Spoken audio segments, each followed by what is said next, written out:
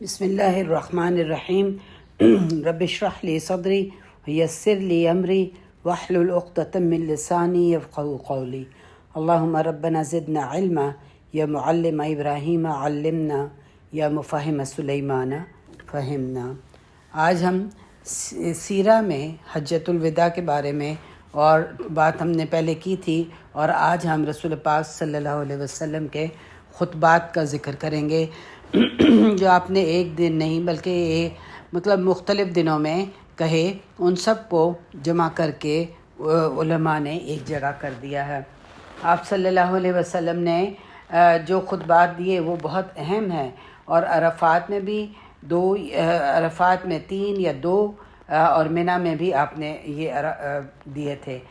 اتفاق سے اس دن جمعہ تھا، اس لیے اس کو حج اکبر کہا، مگر یہ صحیح نہیں ہے کہ جمعے کا جو ہمارے ہاں عموماً یہ خیال پایا جاتا ہے کہ جمعے کا جو حج ہے وہ حج اکبر کہلاتا ہے۔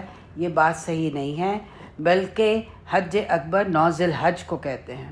آپ صلی اللہ علیہ وسلم نے اس دن 9 ذی الحج تھا، اس لیے اس کو حج اکبر کہا تھا، مگر عموماً ہمارے ہاں یہ سمجھا جاتا ہے کہ جمعے کے دن کا حج حج اکبر ہے۔ ہر حج پر جو جایا جاتا ہے وہی حج اکبر ہے، اور اگر حج اصغر کوئی ہے تو وہ عمرے کو کہہ سکتے ہیں۔ بہرحال 9 ذی الحج تھا، عرفہ کا دن تھا، آپ صلی اللہ علیہ وسلم کھڑے ہوئے اور اس وقت آپ پہ وحی نازل ہوئی، اور وہ مشہور آیت اتری جس کو کہ ہم لوگ بہت زیادہ کوٹ کرتے ہیں، اور وہ یہ ہے المائدہ کی آیت نمبر 3 جس کا ایک حصہ ہے جس میں اللہ تعالیٰ نے اتمام حجت کی، یعنی کہ اتمام نعمت کی، اور وہ یہ تھا کہ الیوم اکملت لکم دینکم واتممت علیکم نعمتی ورضیت لکم الاسلام دینا۔ آج کے دن میں نے دین تمہارے لیے مکمل کر دیا ہے اور اپنی نعمت تمہارے لیے مکمل کی ہے، اور میں نے دین اسلام تمہارے لیے پسند کیا ہے۔ یہ وہ آیت تھی جو اللہ تعالیٰ نے، یعنی یہ ایک لمبی آیت ہے، اس کا ایک حصہ ہے جس میں اکمال کی کہ یعنی تکمیل کی، نعمت کی تکمیل کی۔ تو یہ آخری آیات نہیں ہیں بلکہ آخری آیات میں سے ہیں۔ اکثر یہ کہا جاتا ہے یہ آخری آیت ہے، یا آخری آیت نہیں ہے، بلکہ جو آپ صلی اللہ علیہ وسلم کی فوتگی سے چند عرصہ پہلے نازل ہوئیں ان میں سے ہیں۔ اور ایک یہود نے عمر رضی اللہ عنہ سے، عمر بن خطاب رضی اللہ عنہ سے کہا تھا کہ اے امیر المومنین، آپ کے قرآن میں ایک آیت ہے کہ اگر ہمارے پاس اس کی جیسی ایک آیت بھی ہوتی تو ہم اس کو عید کا دن اپنے لیے بناتے۔ تو عمر بن خطاب نے پوچھا کون سی؟ تو اس نے یہ آیت پڑھی تھی۔ تو عمر رضی اللہ عنہ نے کہا کہ مجھے عین یہ چیز یاد ہے کہ یہ آیت کب نازل ہوئی، وہ عرفہ کا دن تھا۔ اور پھر آپ یہ دیکھیں کہ کتنا خوبصورت موقع اس کے نزول کا، پورا عرب اس وقت مسلمان ہو چکا تھا، سارے دشمن ختم ہو چکے تھے، اسلام اپنی کامیابیوں کی سرحدوں کو چھو رہا تھا، اسلام اپنی بلندیوں پر تھا، جب کہ 1 لاکھ سے زیادہ لوگ حج کے لیے موجود تھے، جب ایک بھی بت موجود نہیں تھا جس کی کہ عبادت کی جا رہی ہو، اور اللہ تعالیٰ نے فرمایا جو کہ وَرَأَيْتَ النَّاسَ يَدْخُلُونَ فِي دِينِ اللَّهِ أَفْوَاجًا، کہ فوج در فوج لوگ مسلمان ہو رہے تھے۔ یہ رسول پاک صلی اللہ علیہ وسلم کی عین کامیابی کا دن تھا۔ اپنی 23 سالہ محنت اپنے سامنے تکمیل ہوتے ہوئے دیکھ رہے تھے، کتنا خوبصورت موقع تھا، اور یہاں پہ آپ نے وہ خطبہ دیا، اور عباس رضی اللہ عنہ اور علی رضی اللہ عنہ کو کہا کہ لوگوں کو چپ کروائیں۔ اور پھر آپ صلی اللہ علیہ وسلم نے، کیونکہ لوگوں کا ہجوم بہت زیادہ تھا، اس لیے آپ نے عباس رضی اللہ عنہ سے کہا کہ جو میں کہہ رہا ہوں اس کو تم بولتے جانا سب لوگوں کو، تاکہ سب سن لیں۔ لیکن اس کے باوجود ایک صحابی یہ کہتے تھے، ان کا یہ قول تھا کہ ہم رسول اللہ صلی اللہ علیہ وسلم کی آواز اپنے خیموں میں سن سکتے تھے، یعنی ایک معجزہ تھا کہ آپ کی آواز کو اللہ تعالیٰ نے ایک لاؤڈ سپیکر کا درجہ دے دیا تھا، اور آپ کی آواز جو تھی وہ لوگوں تک پہنچ رہی تھی۔ تو اب یہ خطبہ جو ہے میں آپ کے سامنے کچھ پڑھ دیتی ہوں، لیکن یہ مختلف خطبات ہیں جن کو جمع کر کے ایک خطبہ بنایا گیا، جیسے کہ میں نے آپ کو بتایا کہ منی میں بھی دیا اور عرفات میں بھی دیا۔ تو آپ صلی اللہ علیہ وسلم نے کہا کہ اے لوگو میری بات سنو، کیونکہ مجھے نہیں پتا کہ میں تم سے اگلے سال مل سکوں گا یا نہیں۔ تمہارا خون اور تمہارا پیسہ ایسے ہی حرام ہے تو ایک دوسرے کے لیے جیسے کہ اس دن کی حرمت ہے، اس مہینے اور اس جگہ کی حرمت ہے۔ یعنی آپ صلی اللہ علیہ وسلم نے ہر چیز سے منع کر دیا کہ قتل کوئی نہیں کرے گا، چوری کوئی نہیں کرے گا، اور دوسرا یہ کہ جنگل کا قانون جو ہے وہ آج ختم ہو گیا ہے، جو عرب میں عام تھا۔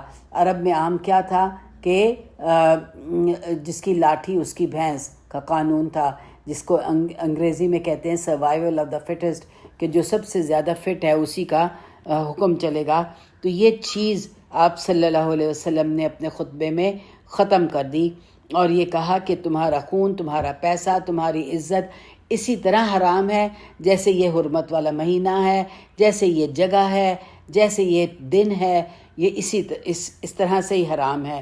اور پھر اور ہم یہ بھی جانتے ہیں کہ اسلام سے پہلے بھی یہ جو مہینہ تھا حج کا، یہ حرمت والا تھا، اس میں کوئی لڑائی نہیں ہوتی تھی، کوئی ڈاکہ نہیں ڈلتا تھا، کوئی جنگ نہیں کرتا تھا۔ تو آپ صلی اللہ علیہ وسلم نے کہا کہ یہ حرمت والا مہینہ جیسے تم لوگوں کے لیے حرمت ہے، اسی طرح سے جو مسلمان کا پیسہ، اس کی عزت، یہ ہر چیز وہ اس کی حرمت ہے تمہارے لیے۔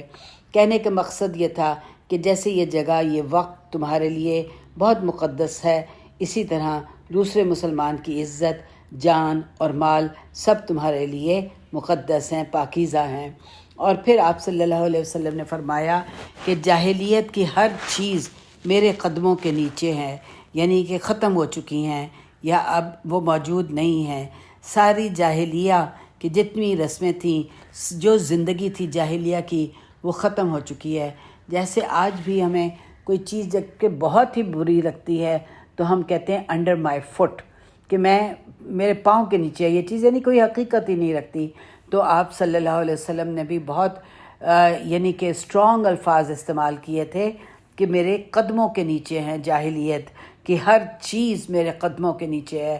وہ زمانہ، وہ وقت، وہ باتیں، وہ رسمیں، وہ قانون سب ختم ہو چکے ہیں۔ آپ صلی اللہ علیہ وسلم کا یہ مقصد تھا۔ آپ صلی اللہ علیہ وسلم نے فرمایا تمہاری جاہلیہ کی تمام جنگیں ختم ہو چکی ہیں، یعنی جو جاہلیہ میں تھا نا خون کا بدلہ خون، یعنی بلڈ منی جو ہوتا تھا کہ اگر کوئی ایک خون کر دیتا تھا تو اس کا بدلہ خون ہی سے لیا جاتا تھا۔ تو یہ چیز آپ صلی اللہ علیہ وسلم نے کہا کہ ختم ہو چکی ہے۔ ہر قبیلہ جو اس وقت موجود تھا، اس کے پاس ایک لمبی لسٹ ہوتی تھی جو کہ لکھی ہوئی ہوتی تھی کہ کس نے کتنے قتل کیے ہیں، فلاں قتل کب ہوا اور اس کا بدلہ لے لیا گیا یا نہیں لے لیا گیا، فلاں قتل کب ہوا، اس کا بدلہ لے لیا گیا، فلاں قتل اب ہوا، اس کا بدلہ نہیں لیا گیا۔ تو اس طرح سے بدلے جو تھے وہ گنتیوں کے ساتھ لکھے ہوئے ہوتے تھے کہ ہم نے 25 بدلے لینے ہیں یا 10 بدلے لینے ہیں یا 15 بدلے لینے ہیں۔ اور اسی طرح دشمن اور دوستوں کی ایک لمبی لسٹ ہوتی تھی، یہ ہمارے دوست ہیں، ہم نے ان کے ساتھ یہ معاملہ کرنا ہے، یہ ہمارے دشمن ہیں، ان کے ساتھ ہم نے یہ معاملات کرنے ہیں۔ تو یہ سب ایک لسٹیں ہوتی تھیں ان کے پاس، ہر قبیلے کے پاس۔ تو وہ سب آپ صلی اللہ علیہ وسلم نے ختم کر دیں کہ کچھ بھی نہیں رہے گا یہ سب۔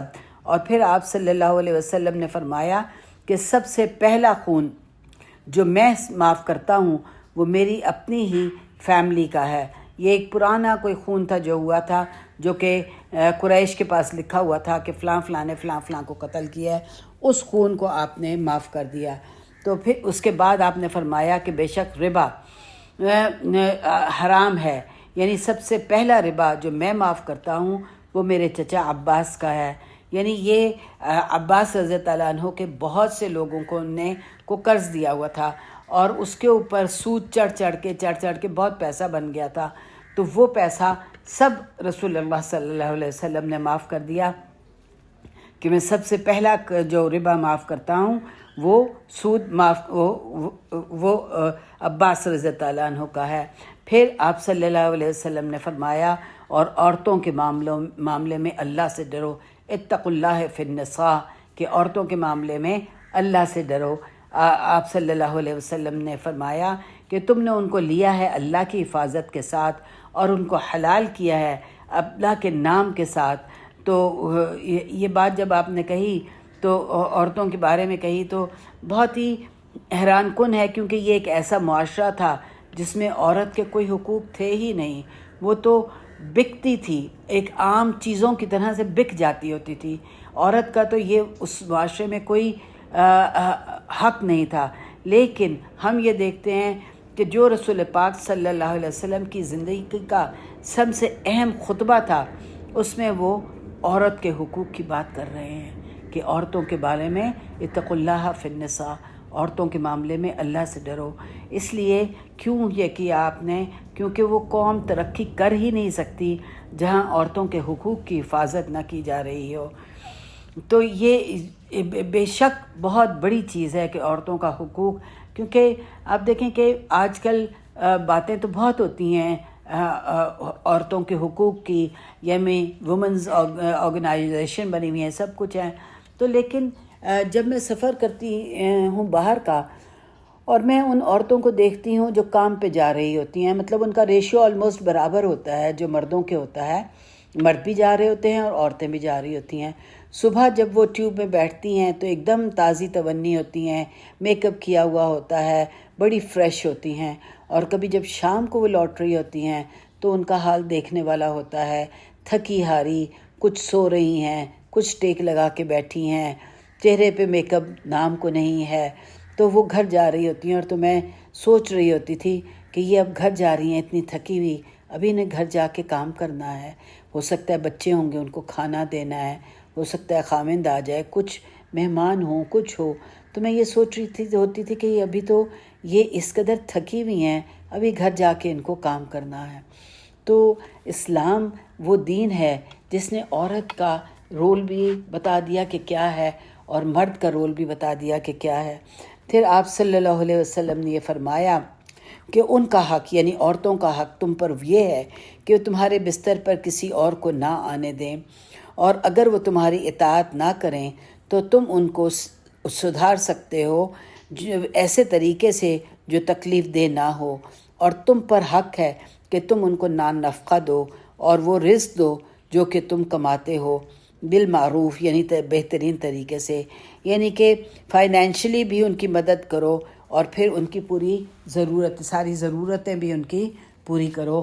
یہ تمام عورتوں کے بارے میں آپ صلی اللہ علیہ وسلم نے فرمایا۔ اور پھر آپ نے کہا کہ میں ایک چیز تمہارے درمیان چھوڑ کر جا رہا ہوں، اگر تم اس کو مضبوطی سے تھامے رہو گے تو کبھی گمراہ نہ ہوگے، اور وہ ہے اللہ کی کتاب۔ تو آپ دیکھیں کہ یہ کتنی اہم چیز ہے کہ آپ صلی اللہ علیہ وسلم نے کہا کہ میں ایک چیز چھوڑ کے جا رہا ہوں اور وہ ہے اللہ کی کتاب۔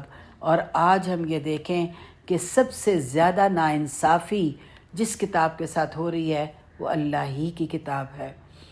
آج کوئی کتاب دنیا میں، کوئی کتاب، ایک واحد کتاب ایسی نہیں ہے جو بغیر سمجھے پڑھی جاتی ہو، چاہے وہ اسکولوں میں پڑھائی جائے، چاہے وہ مدرسوں میں پڑھائی جائے، چاہے وہ یونیورسٹیوں میں پڑھائی جائے، چاہے اس کی ٹیوشنز دی جائیں، کوئی کتاب دنیا کی ایسی نہیں ہے جس کو کہ سمجھا کے نہیں پڑھایا جائے۔ اگر کوئی انگریزی نہیں سمجھتا تو اس کو اردو میں سمجھائی جاتی ہے، اور اگر کوئی عربی میں نہیں سمجھتا تو اس کو یا انگریزی میں یا فرینچ میں یا اردو میں ٹرانسلیٹ کیا جاتا ہے تاکہ لوگ سمجھ سکیں۔ لیکن اگر دنیا کی کوئی واحد کتاب ہے جو بغیر سمجھے پڑھی جاتی ہے وہ اللہ کی کتاب ہے، اور وہ قرآن ہے، جو آج ہمارے گھروں میں شاید 2 یا 3 یا 4 یا 5 پڑھے ہوئے ہوں گے، لیکن وہ پڑھے ہوئے ہیں ہم میں سے بہت کم ہے جو اس کو روزانہ پڑھتے ہوں گے، ہم میں سے بہت کم ہے جو اس کو، یعنی بہت کم تو چھوڑ دیں، یعنی کہ بہت ہی معمولی ہیں جو اس کو سمجھ کے پڑھتے ہوں گے، اور باقی یہ کہ بہت سے لوگ ایسے ہیں جو روزانہ اس کی تلاوت نہیں کرتے۔ ٹھیک ہے، اللہ تعالیٰ کی کتاب ہے، اس کا ہر لفظ کا ایک لفظ بھی پڑھیں گے، الف پڑھیں گے تو وہ اس کے 10 آپ کو فوائد ملتے ہیں، حرف کا ثواب ملتا ہے۔ تو الف لام میم آپ نے کہا کہ 3 حرف ہیں لیکن تینوں کا 30 نیکیاں مل جاتی ہیں اگر ہم صرف الف لام میم کہتے ہیں. لیکن اگر ہم اس کتاب کو سمجھ کے نہیں پڑھیں گے تو ہمیں کیا پتہ چلے گا کہ ہماری کتاب ہم سے کیا کہہ رہی ہے، ہمارا رب ہم سے کیا کہہ رہا ہے، ہمارا رب ہم سے کیا بات کر رہا ہے. ثواب جہاں تک ہے وہ تو ہمیں مل گیا پڑھنے کا، کیونکہ وہ رب کی کتاب ہے. لیکن ہمیں پتہ تو نہیں چلا کہ میرے رب نے مجھے کیا کہا ہے. مجھے تو نہیں پتہ چلا کس چیز سے روک دیا اور کس چیز سے کسی اجازت دے دی. میرا دین تو کیا ہے، میری امی نے بتایا ہے یا میرے استاد نے بتایا ہے یا میں نے مدرسے سے سیکھا ہے، بس مجھے تو اتنا میرا دین ہے. لیکن میں نے خود یہ کوشش نہیں کی کہ میں اپنی کتاب کو سمجھ کے پڑھوں، میں اپنی کتاب کو جان کے پڑھوں کہ کیا میں پڑھ رہی ہوں. جب میں پڑھ رہی ہوتی ہوں تو مجھ پہ کیسے رقت طاری ہوگی، مجھ پہ کیسے کوئی بات کا اثر ہوگا، جب تک کہ مجھے سمجھ ہی نہیں آئے گا. مجھے آج تک یاد ہے کہ رمضان تھا اور اس میں حرم میں تراویح ہو رہی تھی اور میں بھی کھڑی تھی سب عورتوں کے ساتھ. تو کچھ آیات ایسی آئیں جو کہ رقت آموز تھیں تو میری آنکھوں سے آنسو نکل آئے. اور جب سلام پھیرا تو جو میرے ساتھ خاتون تھیں وہ عرب تھیں، وہ کوئی پاکستانی انڈین نہیں تھیں، وہ عرب تھیں. انہوں نے یہ سمجھا کہ مجھے کوئی تکلیف ہے، مجھے کوئی دکھ ہے جس کی وجہ سے میں روئی ہوں. تو اس نے مجھ سے کہا لی اب کی تم کیوں روئی تھیں؟ تو میں نے اس سے کہا کہ یہ اللہ کی کتاب ہے جو رلا دیتی ہے. تو اس نے مجھ سے کہا کہ کیا تمہیں اللہ کی کتاب سمجھ آ رہی تھی؟ میں نے کہا الحمدللہ مجھے اللہ کی کتاب سمجھ آ رہی تھی. تو اس خاتون نے اتنی دیر میں تکبیر ہو گئی کہ دوسری تراویح شروع ہو رہی ہے، اس خاتون نے مجھے اٹھنے سے منع کر دیا. میرے گھٹنے پہ ہاتھ رکھ کے اس نے کہا بیٹھ جا یہاں پہ اور یہاں پہ ہی میرے لیے دعا مانگ کہ جس طرح سے تجھے اللہ کی کتاب سمجھ آ رہی ہے ویسے ہی اللہ کی کتاب مجھے سمجھ آئے. وہ عرب تھی لیکن وہ اللہ کی کتاب کو نہیں سمجھ سکتی تھی. اللہ سے میں نے اسی وقت دعا کی یا رب اس کو بھی اسی طرح سمجھا دے، اس سے بہتر سمجھا دے اس کتاب کو. لیکن آپ سوچیں کہ یہ کتاب اگر ہم سمجھ کے پڑھیں، ہمارے کتنے حفاظ ہیں، اگر ان حفاظ کو اس کے معنی بھی آتے ہوں تو ان کو یہ پتہ ہوگا کہ یہ کون سی صحیح جگہ ہے رکنے کی، آگے بڑھنے کی، یہاں پہ اس کو روک دینے کی، بہت سی. اور پھر یعنی کئی دفعہ میرا دل چاہتا ہے کہ قرآن پاک کی جو آیات جن پہ رک کے دعا مانگنے کی ضرورت ہے وہ میں آیات لوگوں کو پڑھ کے بتاؤں کہ دیکھو قرآن میں یہ جگہ ہے جہاں پہ اللہ تعالیٰ سے دعا مانگنے کی ضرورت ہے. ابھی میں خیال میں 2-4 دن پہلے ہی میں ایک قرآن پڑھ رہی تھی تو اس میں جہاں شیطان نے چیلنج کیا تھا اللہ تعالیٰ کو کہ میں ان کی ذریت کو چبا جاؤں گا، تو اللہ تعالیٰ نے کہا تھا کہ ہاں تو کر لے جتنی تو نے کوشش کرنی ہے، لیکن جو میرے بندے ہیں ان پہ تیرا زور نہیں چلے گا. تو وہاں پہ جب یہ بات آئی کہ میرے بندے، تو ایک دم یعنی کہ میری آنکھوں سے آنسو نکل آئے اور میں نے کہا یا رب میری نسلیں تو انہی میں سے بنانا جہاں پہ تو کہہ رہا ہے کہ شیطان کا کوئی زور میرے بندوں پہ نہیں چلے گا. تو آپ سوچیں کہ کتنی قرآن میں وہ جگہیں ہیں جہاں ہمیں تلاوت کے دوران رک کے اللہ سے مانگنا ہے یا رب مجھے یہ بھی دے دے، یا رب مجھے یہ بھی دے دے، یا رب مجھے اس سے بھی روک لے، یا رب اس عذاب کو مجھ پہ نہ آنے دینا، یا رب جن پہ تیرا غصہ ہوتا ہے وہ ان لوگوں میں نہ شامل کرنا. ہزاروں جگہیں ہیں جہاں پہ ہم رک کے اللہ سے دعا کر سکتے ہیں، اللہ سے مانگ سکتے ہیں، اللہ سے التجا کر سکتے ہیں. لیکن ہمیں تو سمجھ ہی نہیں آتی تو ہم کیا کہہ سکتے ہیں. کیا طریقہ تھا صحابہ کرام کا کہ جب وہ ان آیات پہ آتے تھے تو کہتے تھے رب جل منہم، کہ اللہ تعالیٰ تو ہمیں ان میں سے بنانا. اور جہاں کہیں عذاب کی آیتیں آتی تھیں تو کہتے تھے ربنا لا تجعلنا منہم، اے رب ہمیں ان میں سے نہ بنانا. لیکن ہم یہ دعا کیسے مانگیں گے جب ہمیں پتہ ہی نہیں چلا کہ ہم کیا مانگ رہے ہیں؟ ہمیں کیسے پتہ چلا کہ یہ اللہ کا غصہ نازل ہو رہا ہے؟ ہمیں کیسے پتہ چلا کہ یہ اللہ کی نعمتیں نازل ہو رہی ہیں؟ ہمیں تو نہیں پتہ. تو کتنی بڑی ناانصافی آج مسلمان امت کر رہی ہے اللہ کی کتاب کے بارے میں. آپ نے تو فرمایا تھا کہ اگر میں جس کو مضبوطی سے تھامے رہو گے، مضبوطی سے تھامنے کا یہ مطلب نہیں ہے کہ ہم اس کو گرنے نہیں دیں. گر جاتی ہے اللہ کی کتاب تو ہم تو اس کو چومتے ہیں، فلاں چیز کے صدقہ دیتے ہیں، یہ کرتے ہیں کہ ہو اللہ کی کتاب گر گئی ہم سے. لیکن ہم نے اس کو اپنے عمل سے گرایا ہوا ہے، اس کا تو ہمیں کوئی افسوس ہی نہیں ہے. اس کے بارے میں تو ہم جانتے ہی نہیں ہیں، کوئی افسوس نہیں ہے، کوئی صدقہ نہیں دیتے اس چیز کے کہ ہم اپنے اس کتاب کو سمجھ کے نہیں پڑھ رہے. تو کیا ہوگا قیامت کے دن جب وہ کتاب، جیسے آپ صلی اللہ علیہ وسلم نے کہا تھا نا کہ یہ کتاب یا تمہارے حق میں گواہی دے گی یا تمہارے خلاف گواہی دے گی. قرآن میں آیت ہے کہ قرآن قیامت کے دن شکایت کرے گا کہ اللہ تعالیٰ انہوں نے تو اپنی پیٹھ کے پیچھے مجھے پھینک دیا تھا. بہت سے لوگ ہیں جو روز اس کی تلاوت نہیں کرتے، بہت سے ہیں جو تلاوت کرتے ہیں اور سمجھ کے نہیں پڑھتے ہیں. تو یہ کتنی بڑی ناانصافی ہے اس کتاب کے ساتھ. آپ مجھے بتائیں کہ اگر آپ اپنے بچے کو اسکول بھیجتے ہیں اور وہاں پہ ٹیچر ساری کتابیں فرینچ میں ان کو پڑھا دیتی ہے، تو آپ جا کے اسکول کو کہیں گے میں فیس کیوں دوں؟ یہ فرینچ کیوں پڑھائی جا رہی ہے میرے بچے کو؟ اس کو کیا سمجھ میں آ رہا ہے؟ کس چیز کا امتحان لوگے اس بچے سے؟ ہم کتنے ناراض ہوں گے اسکول والوں پہ جا کے کہ تم فرینچ میں کیوں پڑھا رہے ہو یہ کتاب، اردو میں یا انگلش میں کیوں نہیں پڑھا رہے ہو؟ لیکن اللہ کی کتاب کے ساتھ اتنی بڑی ناانصافی ہو رہی ہے، ہمارے کانوں پہ جوں تک نہیں رینگتی ہے. ہمیں کوئی دکھ نہیں، ہمیں کوئی افسوس نہیں. 100 روپے گم ہو جائیں گے، اتنا افسوس ہوگا، سارا دن ڈھونڈنے میں لگ کر جائے گا، پتہ نہیں رکھ کے کہاں بھول گئی، پتہ نہیں کون سی کتاب میں رکھ دیا. لیکن کتاب کو بھول گئے ہم، ہمیں کوئی افسوس نہیں، ہمیں کوئی فکر نہیں. قیامت کے دن کیا جواب دیں گے؟ کیا یہ کتاب میرے حق میں گواہی دے گی؟ کیا یہ میرے لیے حجت ہوگی یا میرے خلاف حجت ہوگی؟ اللہ کی پناہ کہ اللہ تعالیٰ قیامت کے دن اس قرآن کی گواہی ہمارے خلاف ہو. کبھی ایسا نہ ہو. للہ اس وقت توجہ دے لیں اور اس کتاب کو سمجھ کے پڑھیں، اس کتاب کے معنی سمجھیں، اس کی تفسیر جانیں. آج تو ایک کلک کی دیر ہے، آپ کی فونوں میں 500 تفسیریں آ جائیں گی، سارے اسکالرز آ جائیں گے. ایک کلک کی دیر ہے، بس کوئی دور بھی نہیں جانا، گھر بیٹھے آپ کو پڑھنا ہے. تو اللہ تعالیٰ سے میری دعا ہے کہ مجھے بھی اور سب سے پہلے مجھے اور ہم سب کو سننے والوں کو نہ صرف یہ کہ اب اللہ کی کتاب پڑھنے، سمجھنے اور عمل کرنے کی بھی توفیق عطا فرمائے. اللہ تعالیٰ سے دعا ہے کہ اس قرآن کی گواہی ہمارے خلاف نہ ہو.